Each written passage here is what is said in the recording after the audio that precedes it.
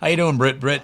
Oh my God, so good. I love our hangs. This is so comfy, cozy, and fun. It is. It's not all stilted and weird. It's just No, normal people that know stilted. one another. I know. Don't want it to be I stilted have a and weird. blanket and a cat, and I'm hanging out with you guys. This is amazing.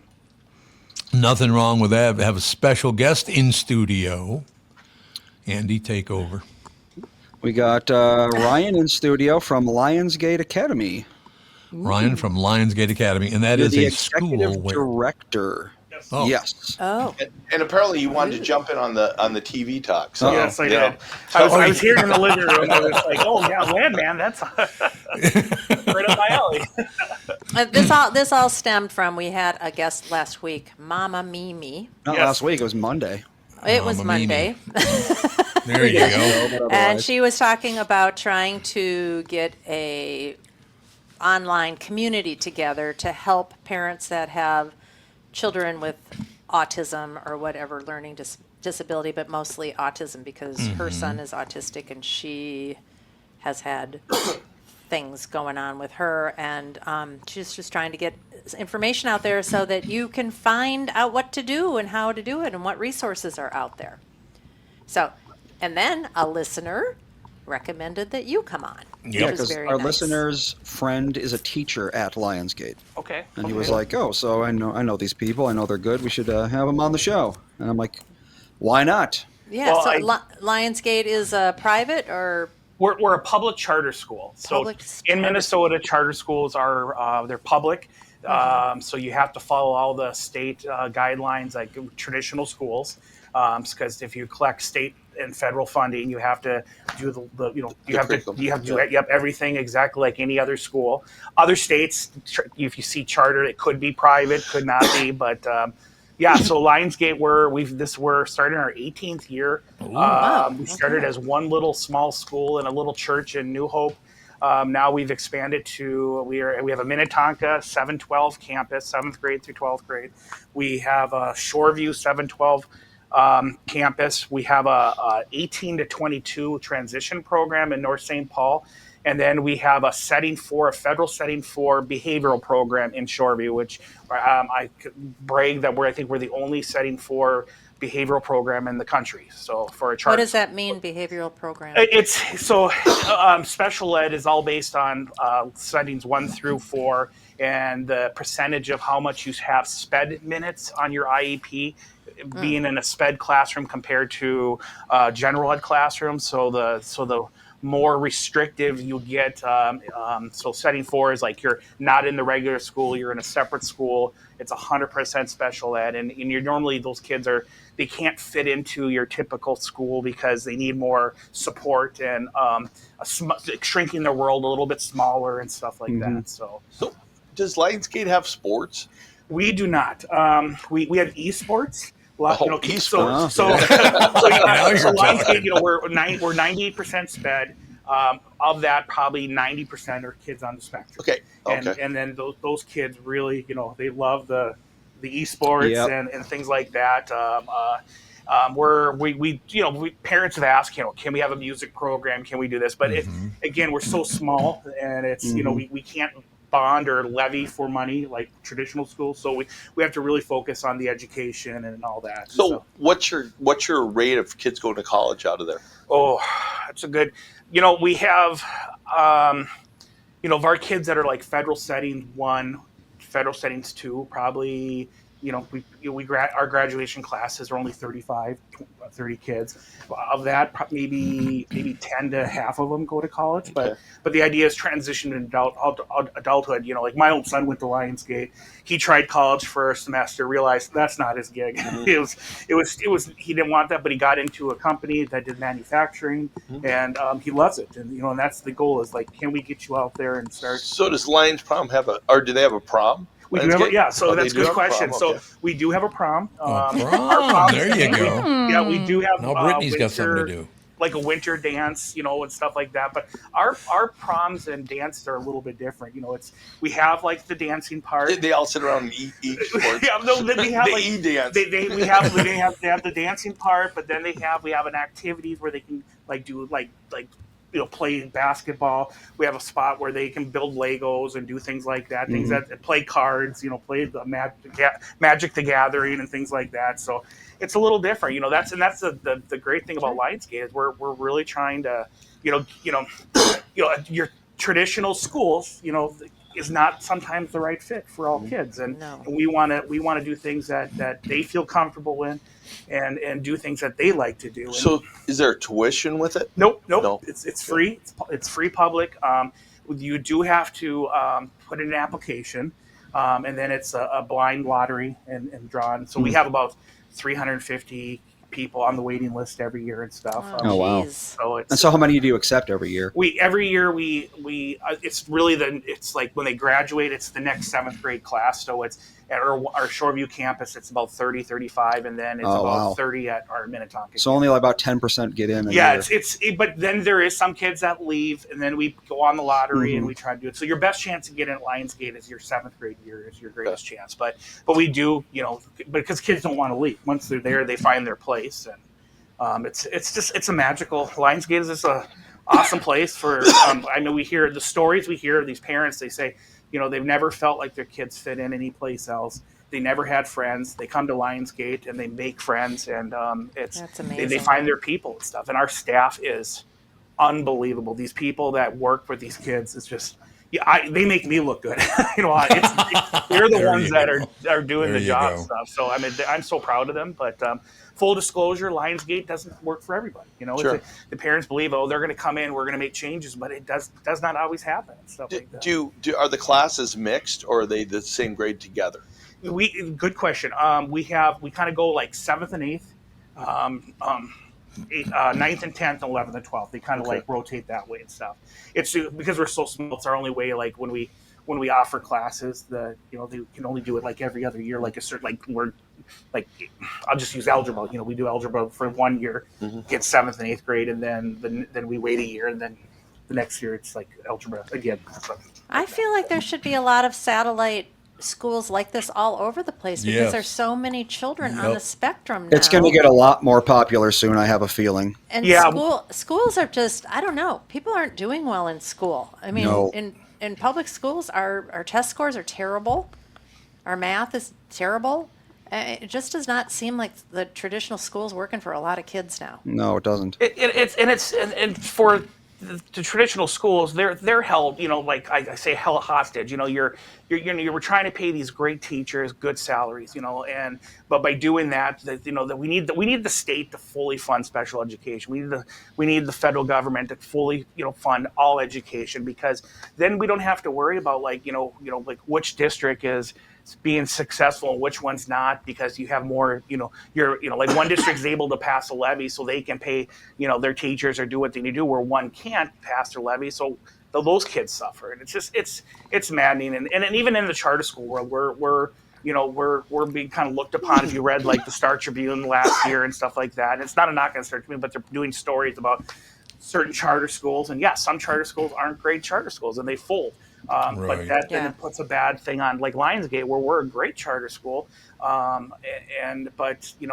there's good schools and there's bad schools. So it's like we just all need to come together and do what's best for kids, all kids, because Wouldn't that be that's the nice? key. So, do you guys have a geographic area for who can apply, or is it anybody who can get there? Anybody can apply, but within our school we have like boundaries of transportation. So Yeah, of course. Yeah, so because we don't like someone that up in Duluth says, "Hey, we got in, we're not going to transport Send me a them," bus. and stuff like Yeah. that. So we have border stops, and we made these boundaries and stuff like that. And then we really try to talk to the parents. That you really want your kids on the van for Right. 2 hours, one direction every Right. day and stuff. Yeah, But- that's a but- lot but- for kids, yeah. But some parents, they say it's worth it to come to something different and stuff. And to go back to like Wisconsin started a school. They came and visited us about 5 years ago. They started a kind of their version of Lionsgate. And then in Fort Lauderdale, Florida, summers down that area, they just opened a kind of like I don't say it's Lionsgate, but it's a school that's really specializes in kids on the spectrum and stuff. So that just opened this year, I believe. So yeah, there are more schools that are going to be popping up here and there, I believe. So Yeah, Florida, that's where we are. They passed legislation that wherever your child wants to go to school, even if it's homeschooling, your tax dollars go with you wherever you want to Okay. go. Huh. So that's why there's going to be a lot more specialty schools, I'm guessing, starting because of that. Okay. Yeah.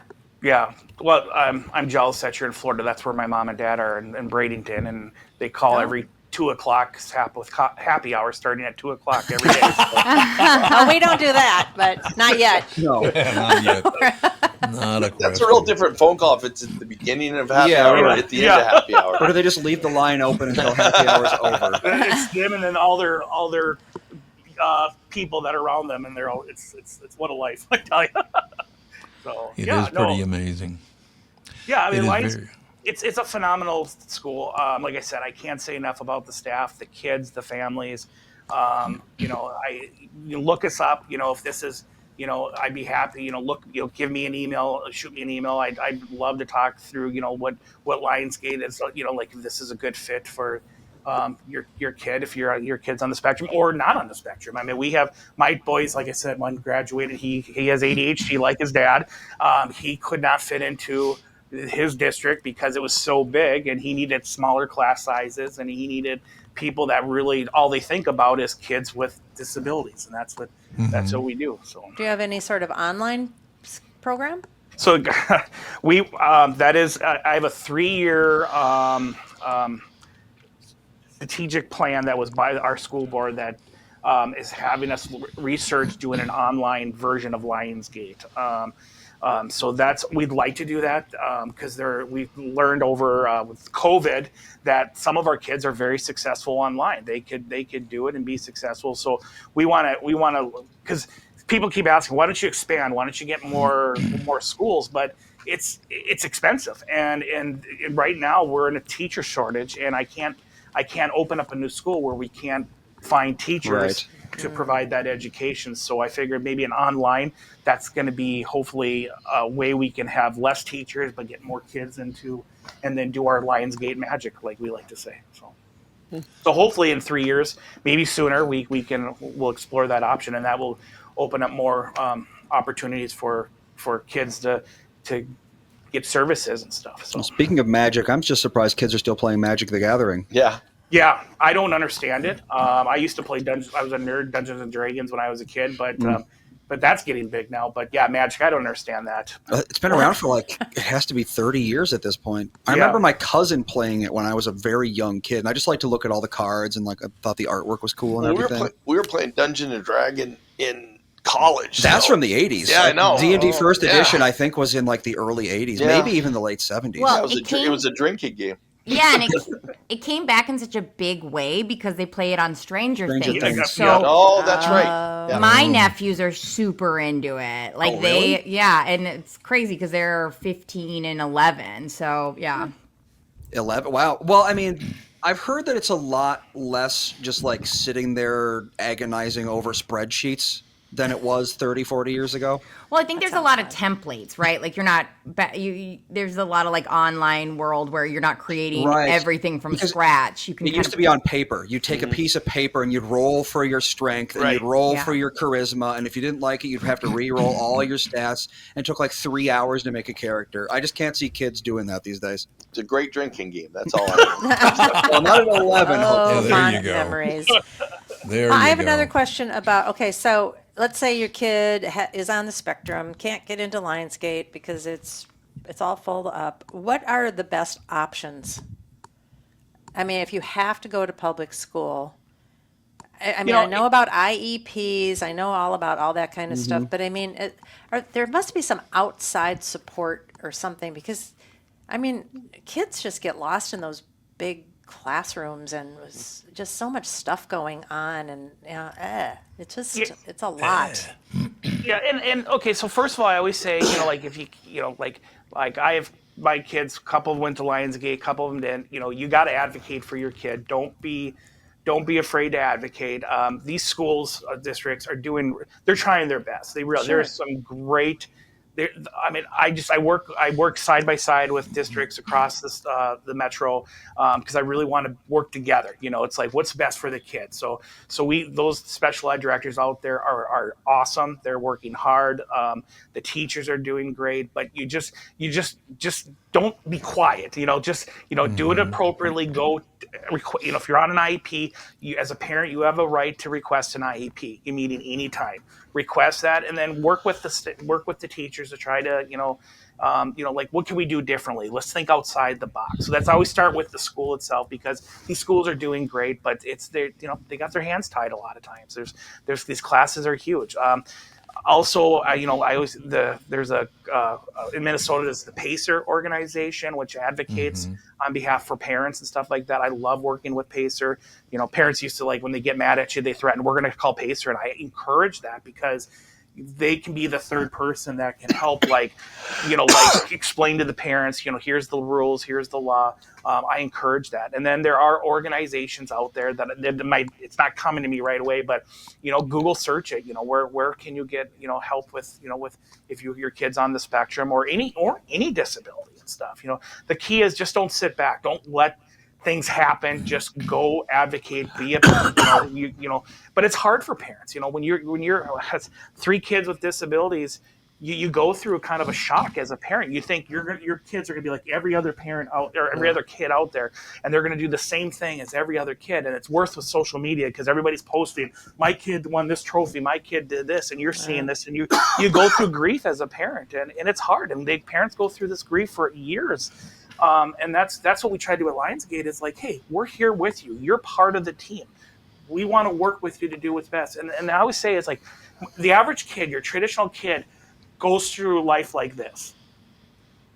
Kids with special needs goes through life like this. But guess what? They'll get there. It may take a little longer, but you just have to believe. You just have to realize they'll get there and stuff like that, some way or another. But I just can't advocate enough for parents to reach out, get into those organizations, talk to other parents, because we've all been through it.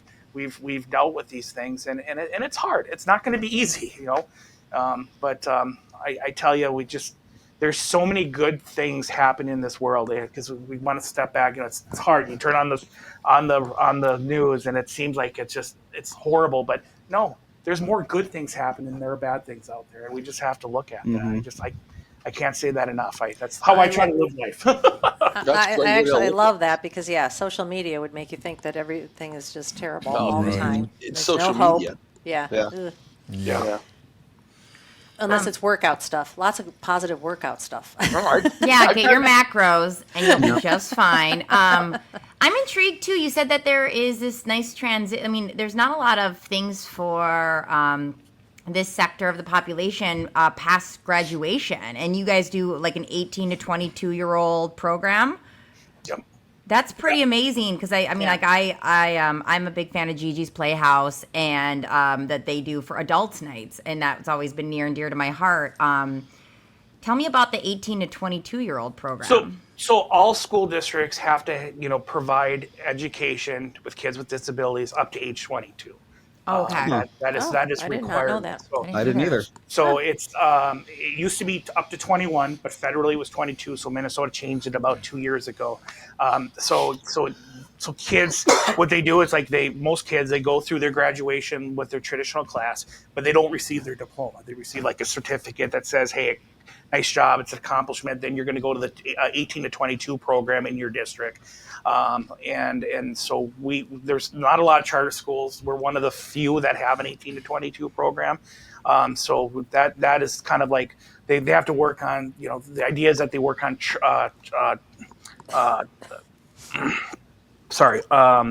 transitional skills like being able to, like at home, cook, clean, take care of yourself, your ability to write a resume, look for jobs, keep jobs, transportation. How do you find transportation? How do you go to like secondary education? Going to college or a tech program and stuff. And that's what those schools do.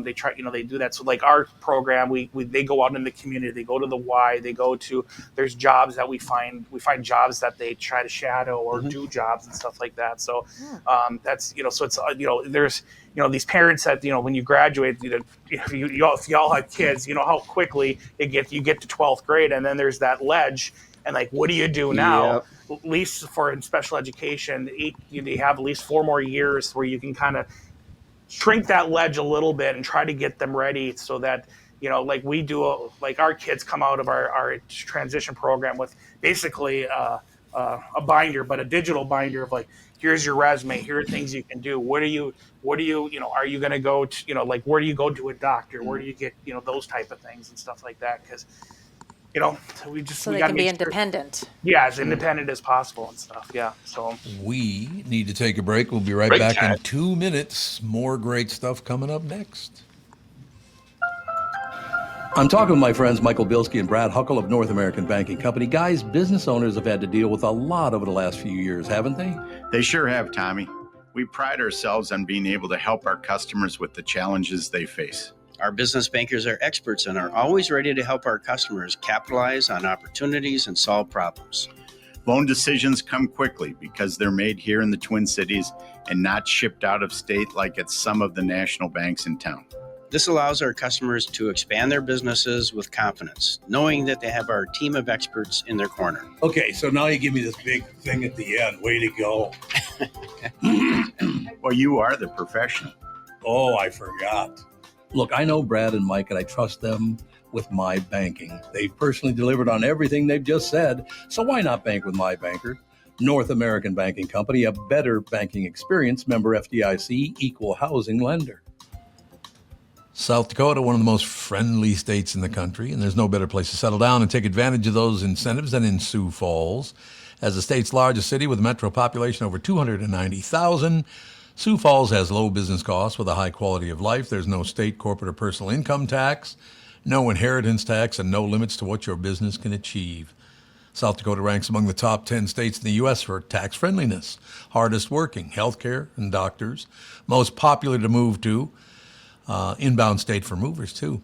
Spotlights on Sioux Falls specifically listed in 50 best places to live for families, the fastest growing Midwest metro, one of the best places to raise a family, one of the best small cities for Gen Z workers, and a national 4th top inbound city people move to. How does South Dakota stack up against other states? Well, we rank second in the nation for the lowest cost of doing business, the most business-friendly state, and the best business tax climate. And as South Dakota's biggest city, Sioux Falls is at the center of these benefits. Visit www.siouxfallsdevelopment.com.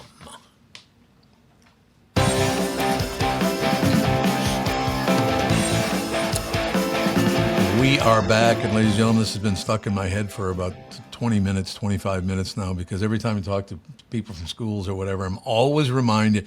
I run into somebody at least 2-3 times a year that bring this moment up to me. I was in 7th grade at St. Anne's School in North Minneapolis.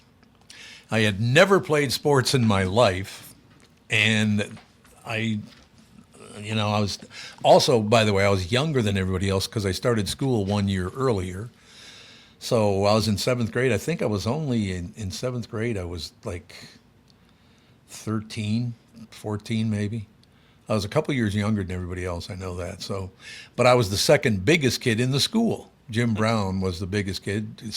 By the way, 8th grade, he was 6'2" and weighed about 220. Wow. In 8th, or that was 7th grade actually. So the coach, I didn't know a lot about basketball, so when they put me in, it was a different kind of deal.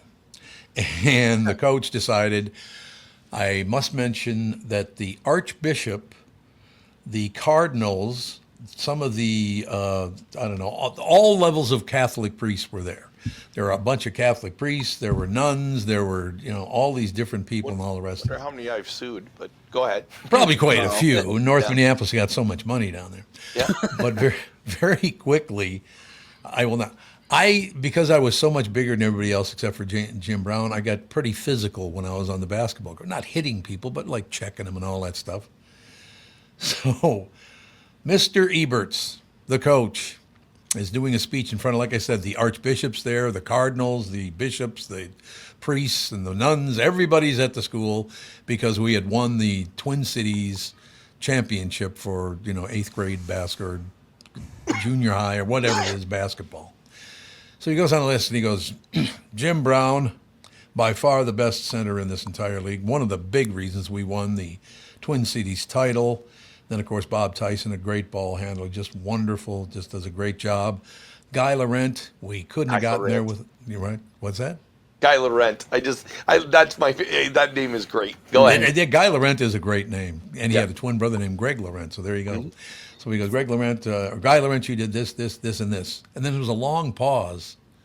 And then he says, no, remember, everybody who's in the school, in the auditorium, a long pause, and he says, Bernard, Jesus Christ. In a Catholic school. That's like really nice. You've never done that, have you? He's talking to you. Talking to the guy, I assume. Oh gosh, no. That goes, oh gosh. I thought about things, but yeah, that's why I kept my job, is I just keep it inside and say positive things. So we have a few questions from the audience here. Do you do extracurricular activities? Because of our transportation situation, we do not. We actually, I take that back. We're starting a Knowledge Bowl, so there's one.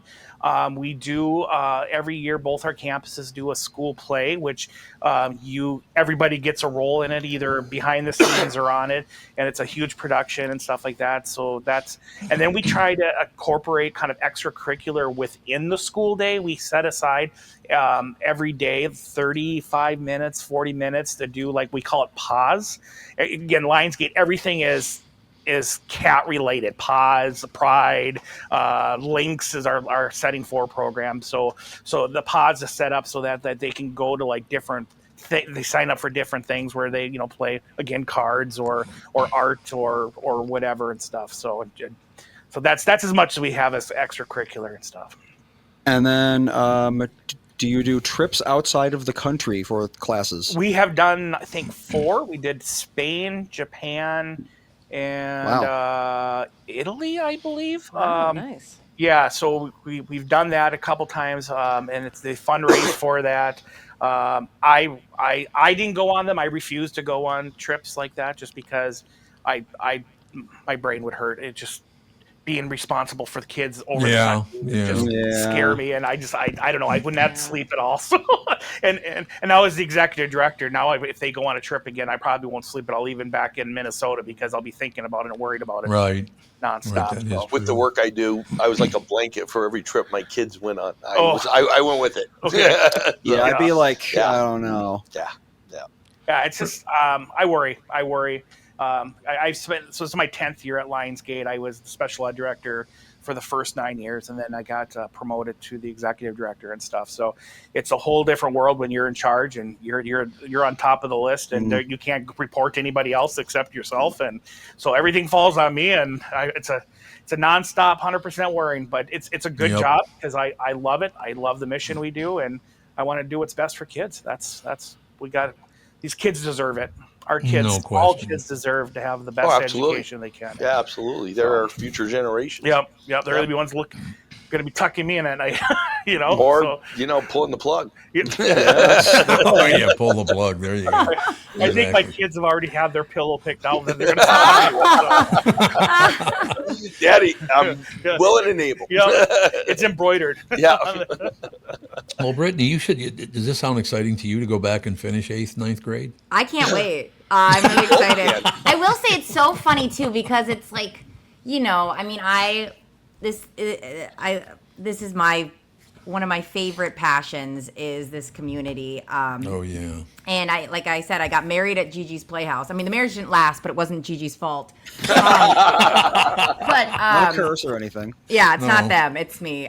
So I think it's so interesting, and it's like, they call it a spectrum because it could be any aspect, right? When you started talking about the skill sets that you teach, from the 18 to 22-year-old, I know so many people who don't identify on the spectrum, where I'm like, these are amazing skill sets to have that they don't have. Like, I think that what you're doing is such magic, and that independent living and how teaching that is so lovely. And I know people are really hung up on the sports and the this and that, but I feel like even though those are awesome things, what you guys are really focusing on is like living your life in such a things that we take for granted.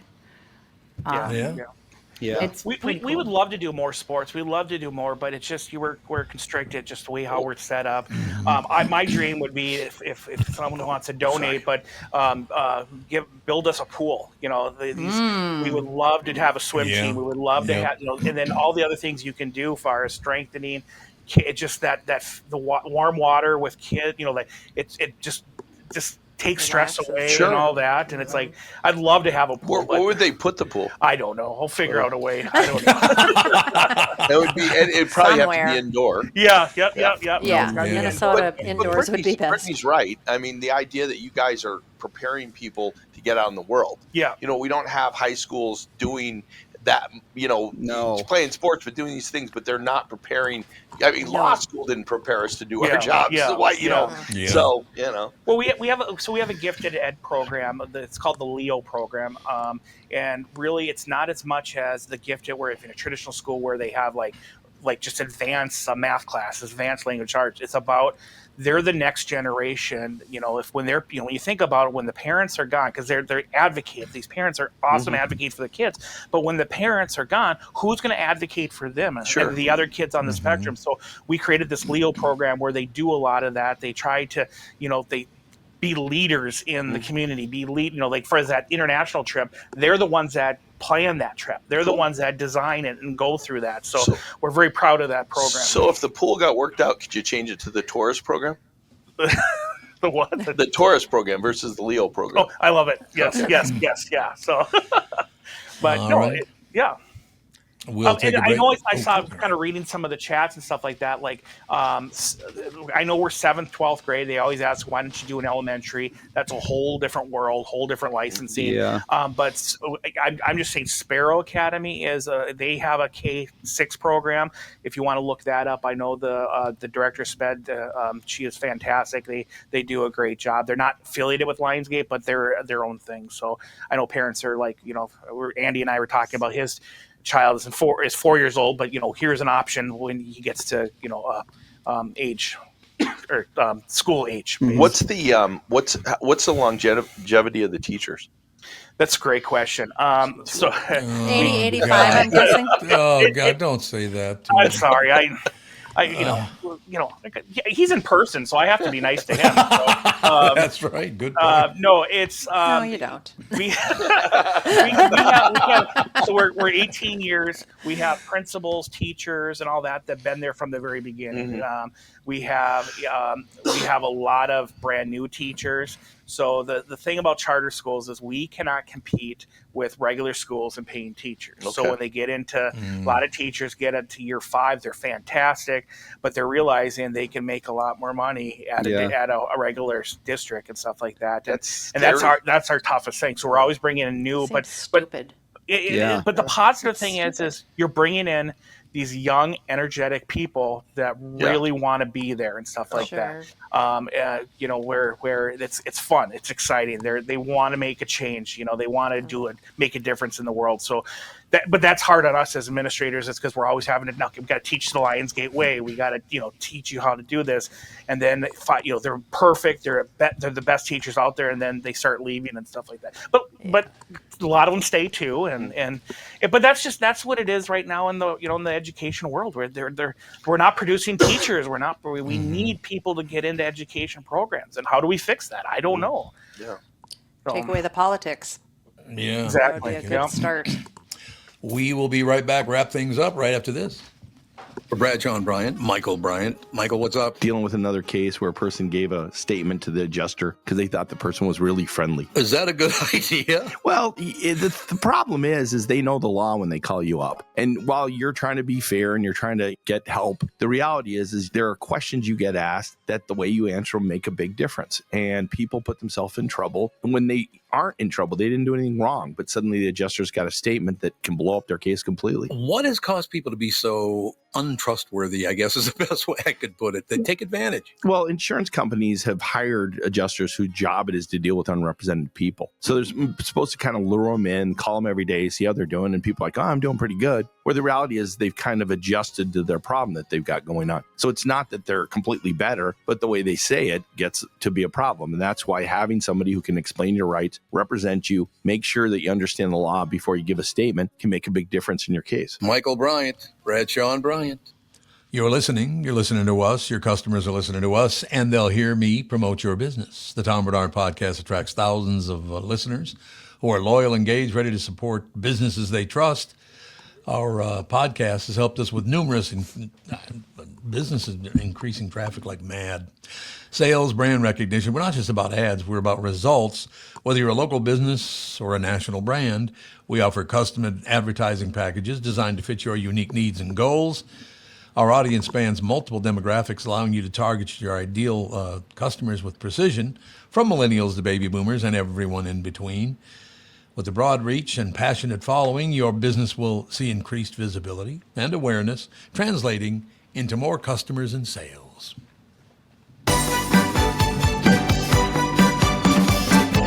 Oh, Michael, he left already. We got too late for him, did we?